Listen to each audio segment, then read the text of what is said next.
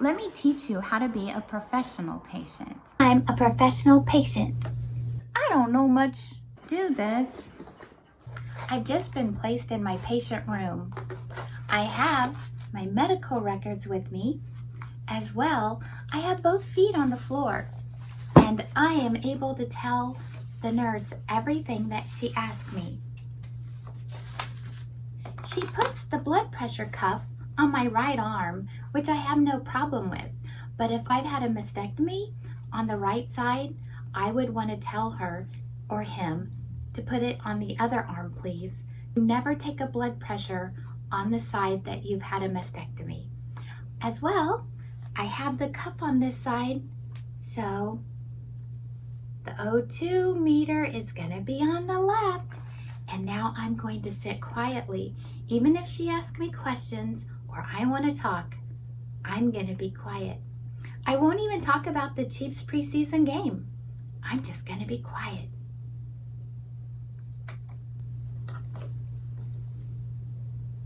And here it goes.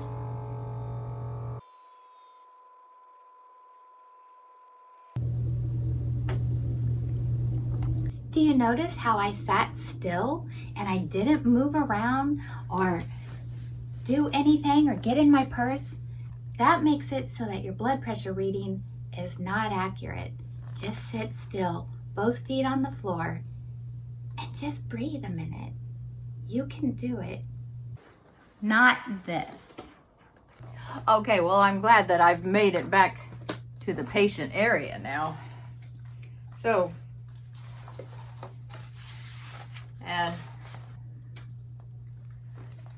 yeah, well, I don't know what kind of blood pressure, okay, sit still, okay, I uncross my legs, okay, oh, okay, well, I don't know, these blood pressure machines, they never work right on me, and, these little gadgets, they're kind of fun, kind of fun little gadgets. Yeah, they don't work either. I don't know what it is. Yeah. Okay, sit quietly. Okay, I'll sit quietly. Oh, how long? Oh, okay. Yeah, let me tell you about my grandson. My grandson come over and cut the yard yesterday. Yeah, okay, maybe we should take my blood pressure later.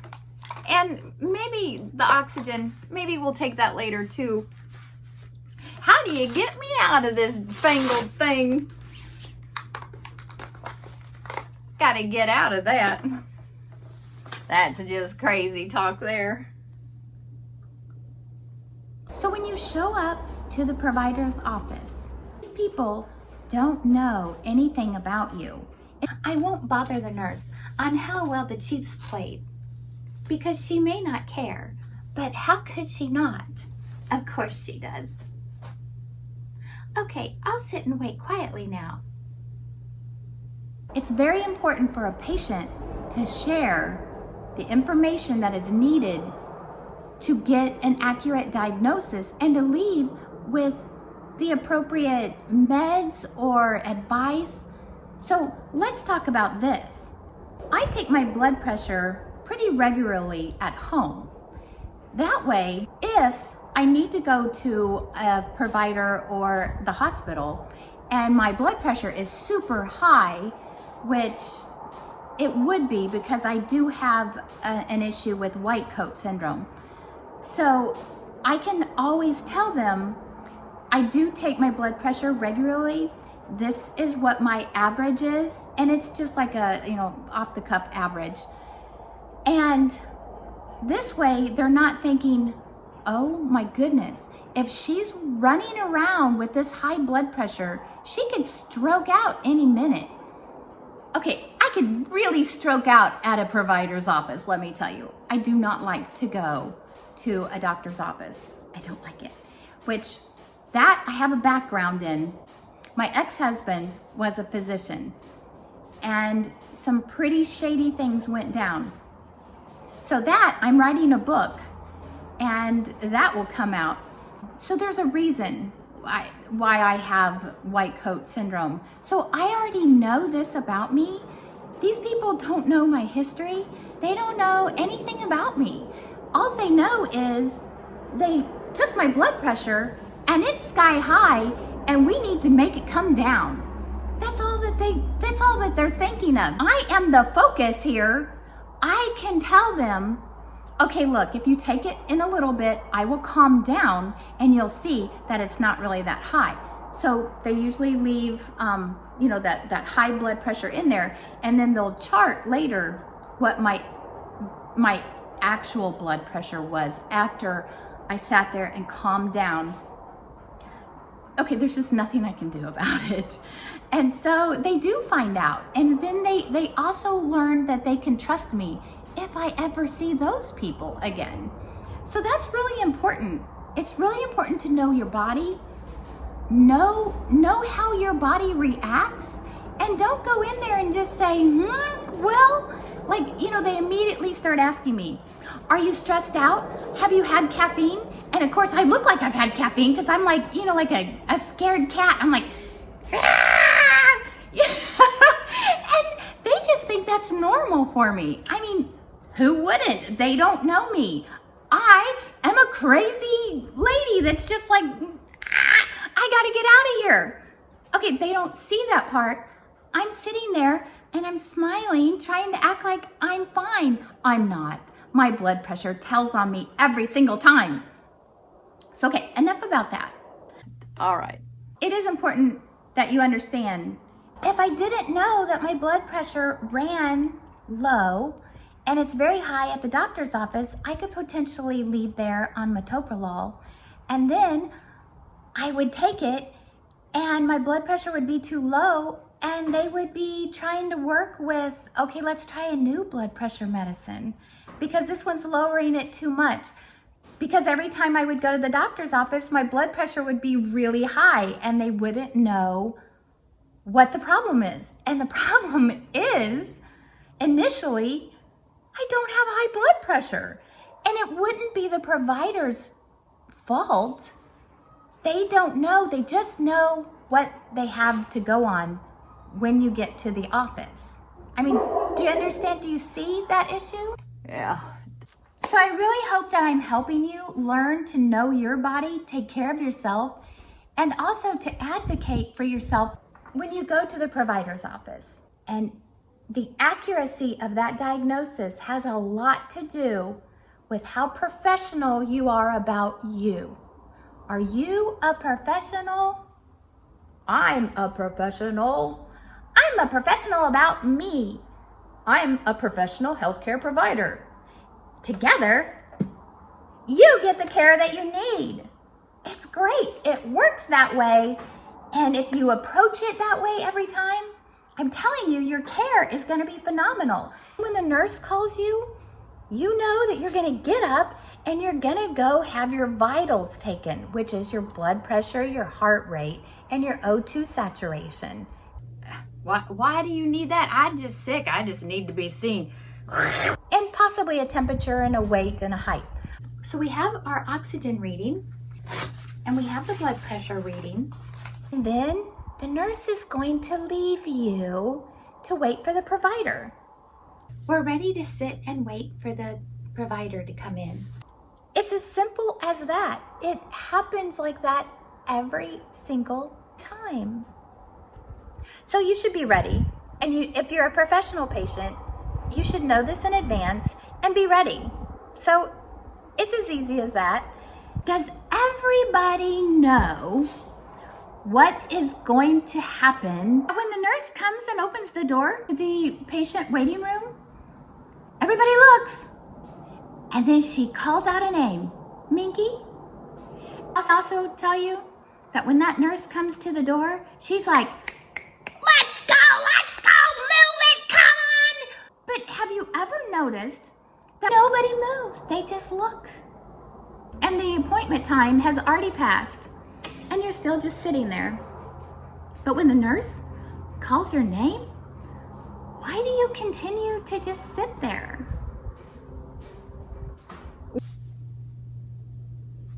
Okay, so the nurse opens the door and she says, Minki. I look up, I grab my stuff, I run to the door, right? Does everybody know what's going to happen next? Everybody seems shocked that they're not getting ready to see the provider. No, you go back and first of all, you sit down, and let me just help you. Sit down with both feet on the floor. Don't cross your legs. That way you continue to have like a nice blood flow, because what you're doing is resting before you have your blood pressure taken. So just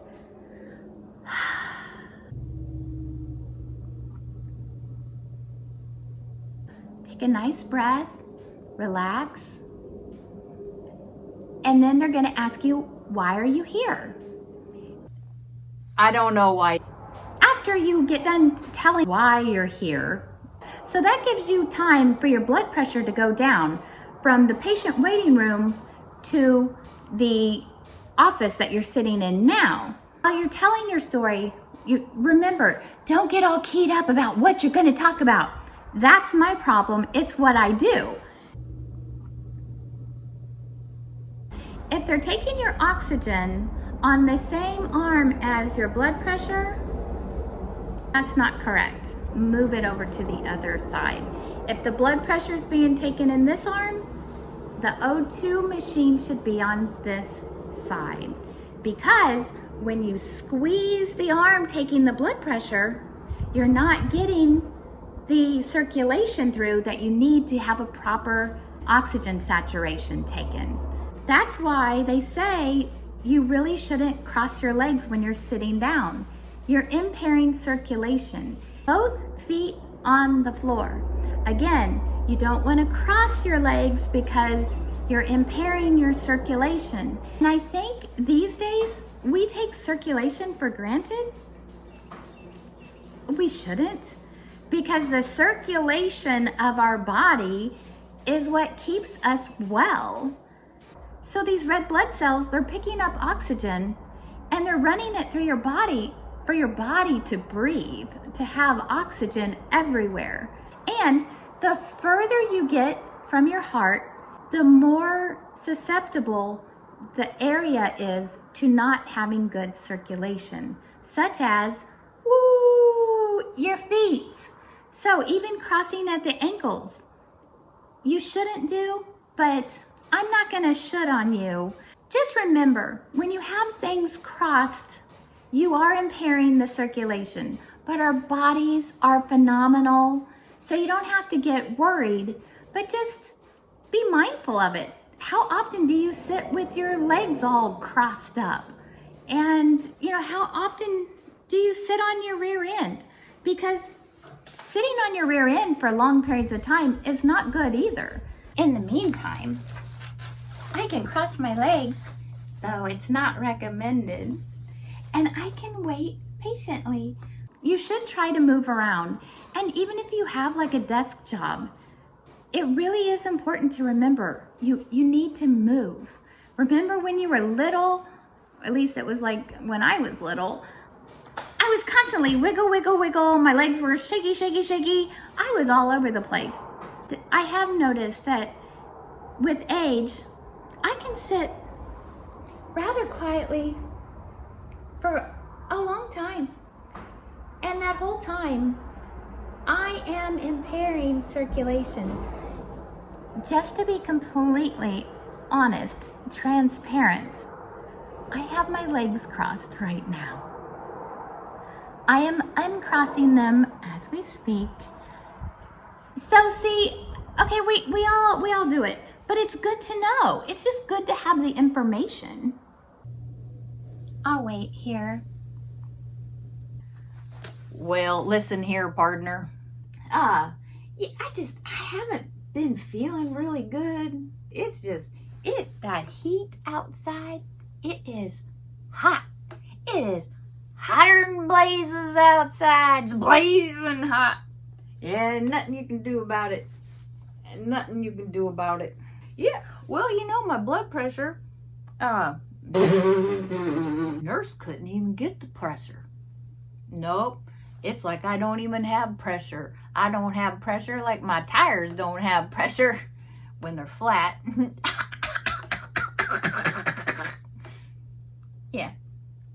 Well, doggone. I don't know whether I have pressure problems.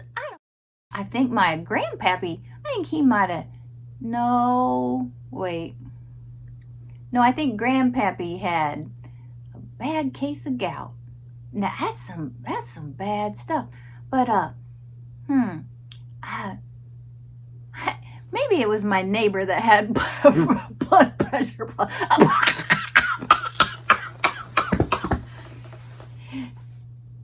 But for me, yeah, I probably don't eat right. I really like cheese curls. I don't, cheese balls, I don't like those as much as cheese curls. Give me some cheese curls. Oh, yeah, well, I eat all right. I just really like cheese curls. Okay, so what do you think's wrong with me, Doc?